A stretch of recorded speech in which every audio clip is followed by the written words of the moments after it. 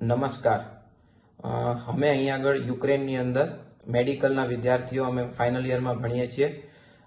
અચાનક જ રશિયા અને યુક્રેનના વોરની સિચ્યુએશન ખૂબ જ એક રિસ્કી લેવલે જતી રહી છે અને જેના લીધે બધા જ સ્ટુડન્ટ્સ ઇન્ડિયાના જે અહીંયા આગળ અમારી જેમ જ મેડિકલમાં ભણે છે એ લોકો બધા જ ખૂબ જ ગભરાઈ ગયા છે અને સિચ્યુએશન ખૂબ જ ખરાબ થઈ ગઈ છે. બધાની પાસે ફ્લાઇટ્સની ટિકિટ્સ હોવા છતાં પણ બધાની જ ફ્લાઇટ અત્યારે કેન્સલ થઈ ગઈ છે અને કોઈ પણ બીજી ઓપ્શન ફ્લાઇટનું અવેલેબલ નથી. અમારી ખૂબ જ વિનંતી છે ભારત સરકારને કે બને એટલું જલ્દી અમારા માટે કંઈક વિચારે અને અમને બધાને મદદરૂપ થાય એવું કંઈક કરે.